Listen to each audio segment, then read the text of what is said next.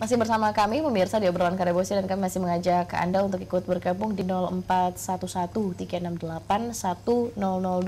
Mungkin saya ke Pak Nurul Akbar dulu begitu Pak. Anda melihat ini artinya kan sudah dari yang kita lihat begitu, masyarakat menilai kok sepertinya pemerintah tidak terlalu serius, atau entahlah apakah memang tidak serius atau mungkin ada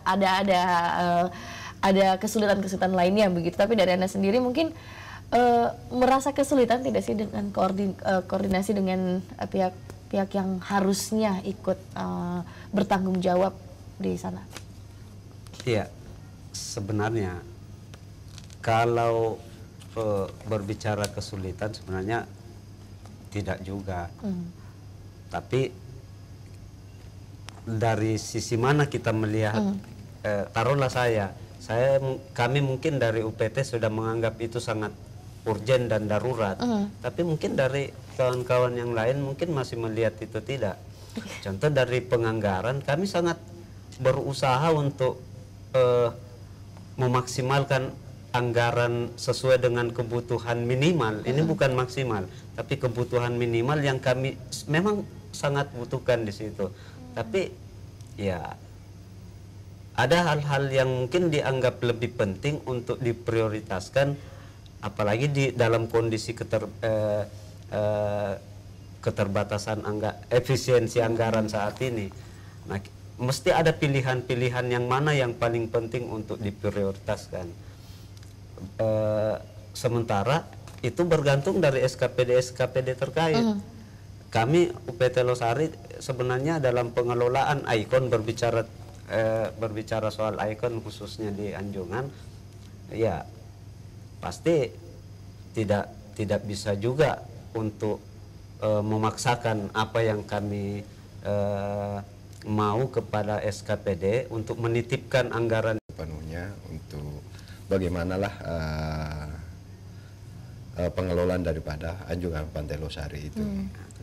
Artinya bahwa kalau kita mau mendapatkan sesuatu hasil yang maksimal, yang lebih bagus, maka tentu ini harus bersinergi semua SKPD yang ada.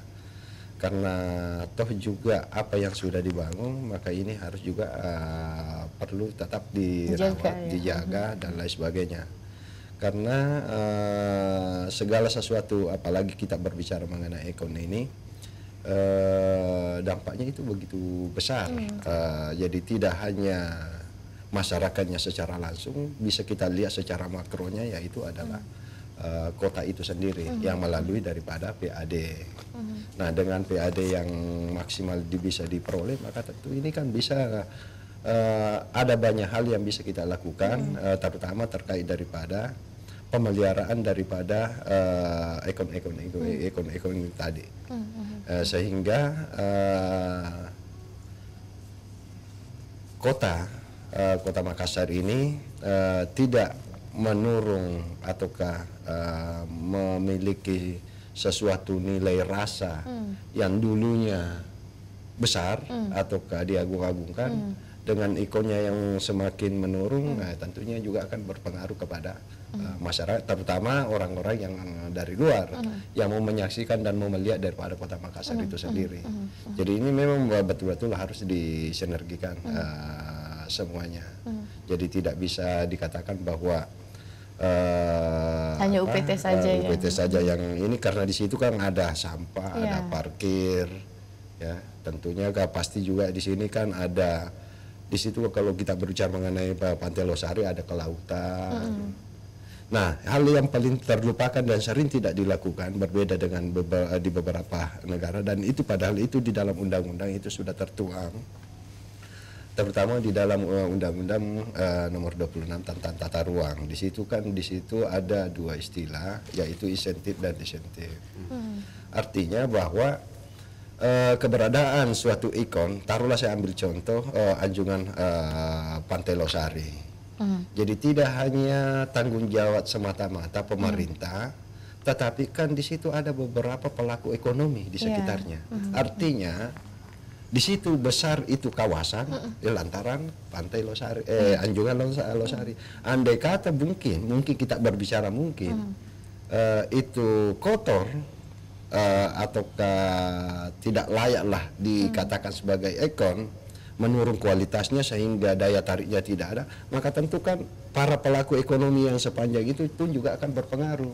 Bagaimana orang mau pergi di situ di hotel yang ada di sana, orang mau pergi makan di sana, karena sekalian kita berangkat, kita rekreasi sambil selfie-selfie dan lain sebagainya.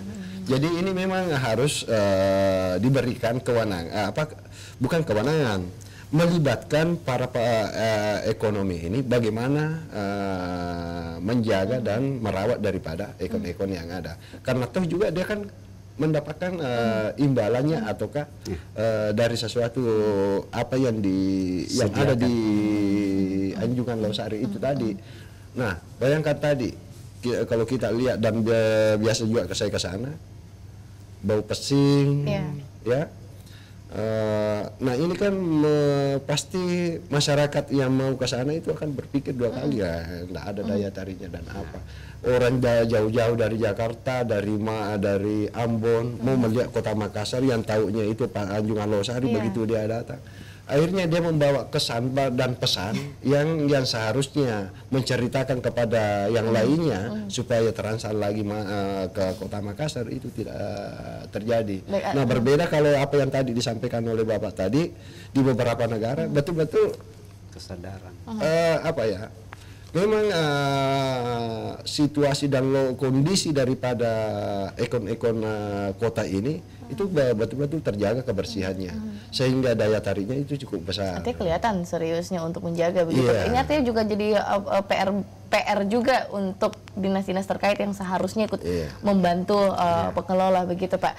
Nah artinya kalau kita lihat selain Anjungan Pantai Losari kan memang beberapa ikon kota Makassar lainnya seperti kurang maksimal begitu.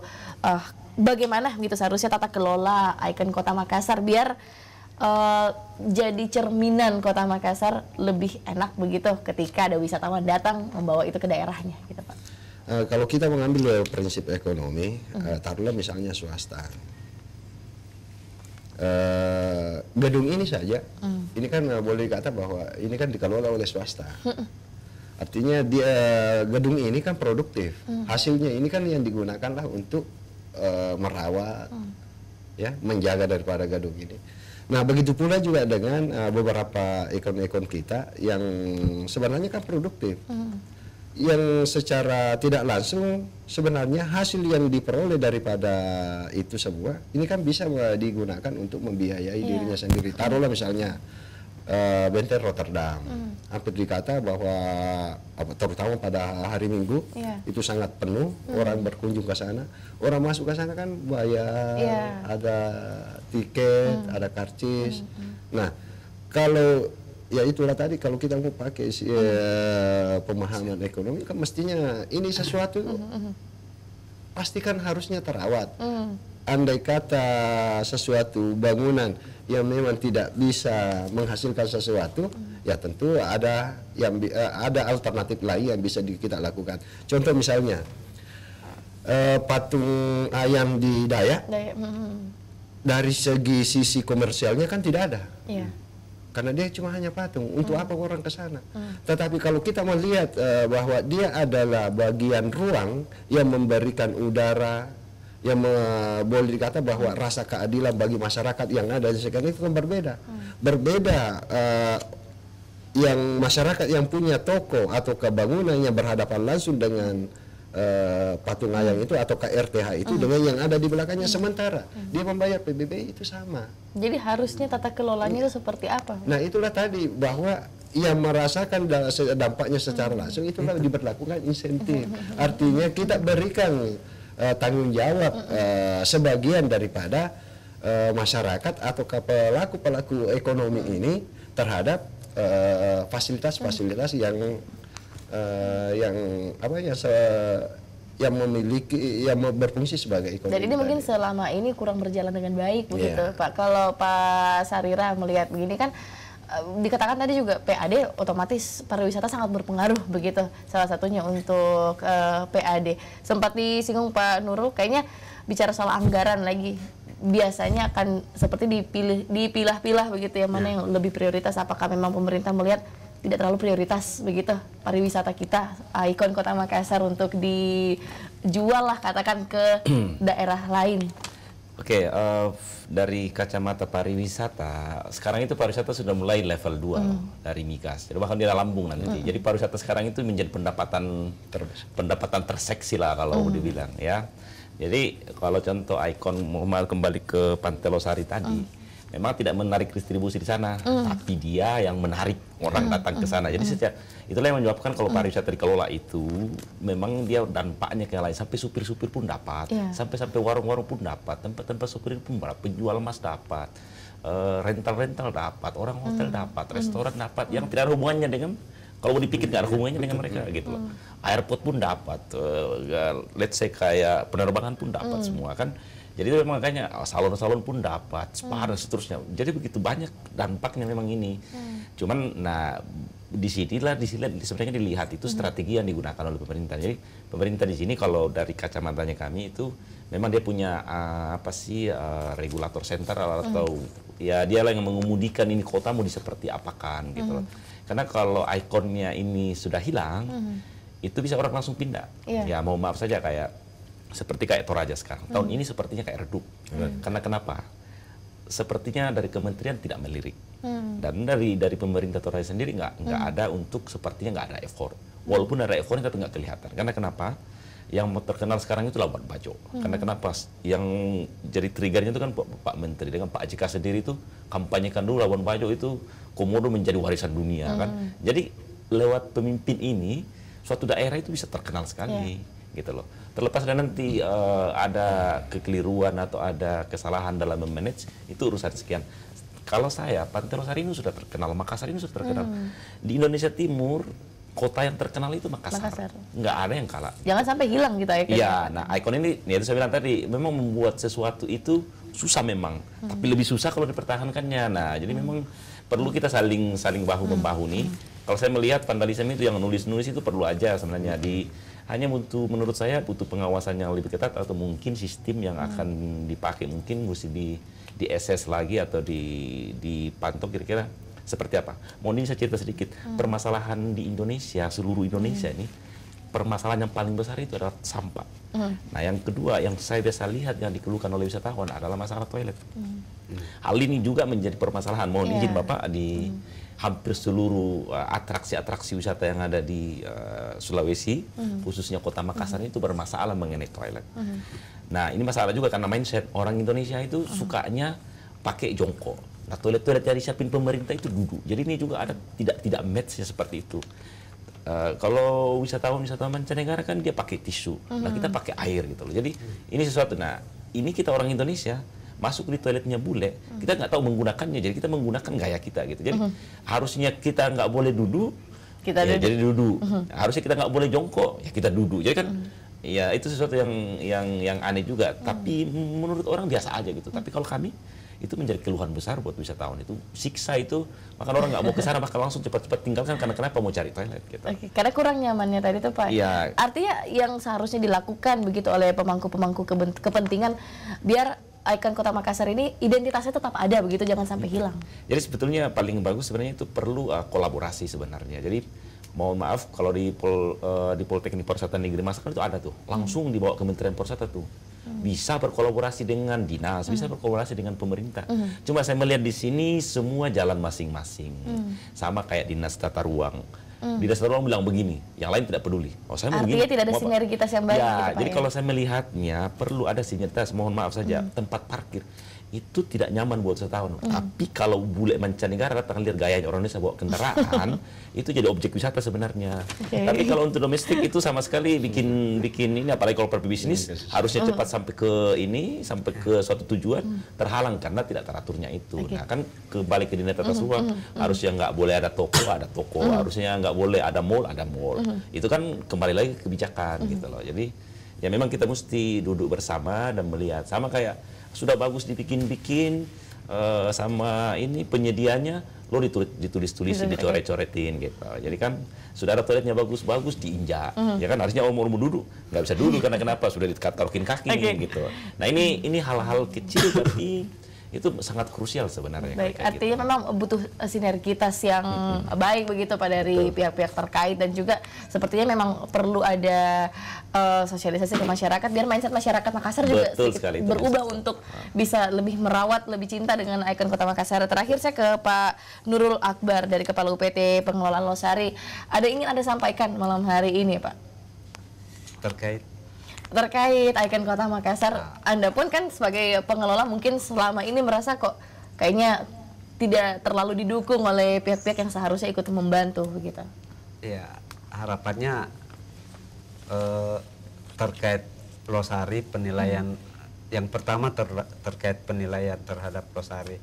Ya, mari kita menilai betul-betul secara objektif, jangan hanya sekedar memberi penilaian begitu saja, tapi ketahuilah dulu sejauh mana kita sudah berusaha.